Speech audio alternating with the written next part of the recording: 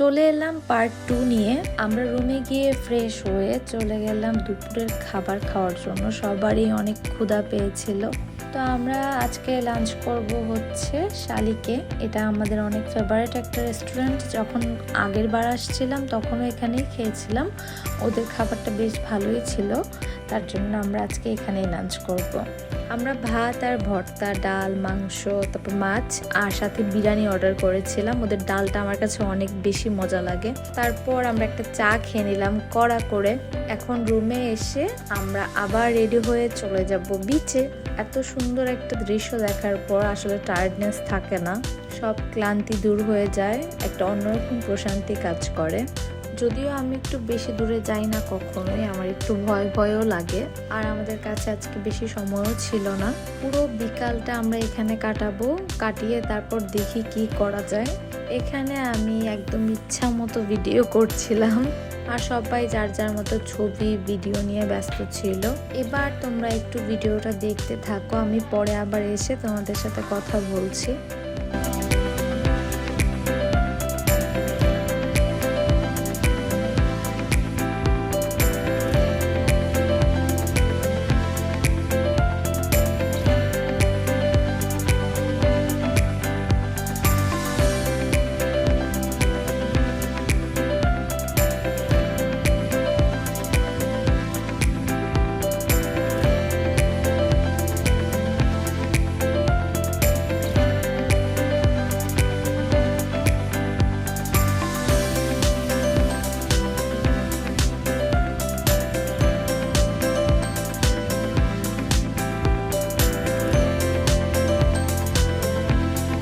এই তো রুমে গিয়ে ফ্রেশ হয়ে আবার রেডি হয়ে গেলাম, আর এখন আমরা যাব একুরিয়ামে।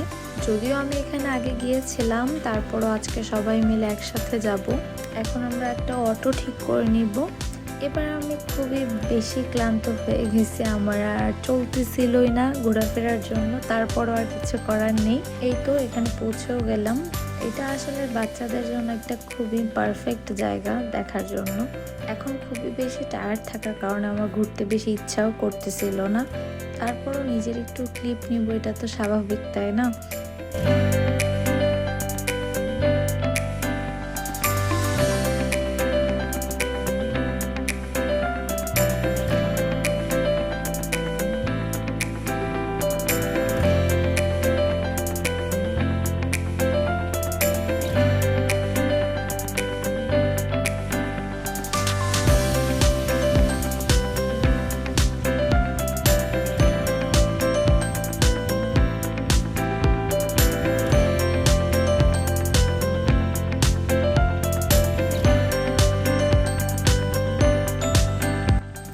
আজকে সারাদিন ঘোরাঘুরি শেষ করে আমরা চলে গেলাম রাতের খাবারের জন্য। যেহেতু দুপুরে আমরা অনেক লেটে খেয়েছি, তাই রাতে ভাবলাম আমরা রুটি দিয়েই কিছু একটা খাবো। তার জন্য আমরা সবাই গ্রিল চুজ করলাম, আর সাথে ছিল হাঁসের মাংস। সব মিলে এখানকার খাবারটাও খুব বেশি মজার ছিল, আমার তো অনেক বেশি ভালো লাগছে। আমার আসলে এই রেস্টুরেন্টের নামটা ঠিক মনে নেই। তারপর আমরা শেষবারের মতো চলে গেলাম একটু সমুদ্র দেখার জন্য, রাতের সমুদ্র। তো আজকের ভিডিওটা তোমাদের ভালো লাগবে কিনা জানি না, ভালো লাগলে অবশ্যই একটা লাইক দিও, আর সাথে কমেন্ট করতে কিন্তু ভুলবা না কেউ। এখন রুমে গিয়ে একটা ফ্রেশ ঘুম দিতে হবে। টাটা সবাইকে।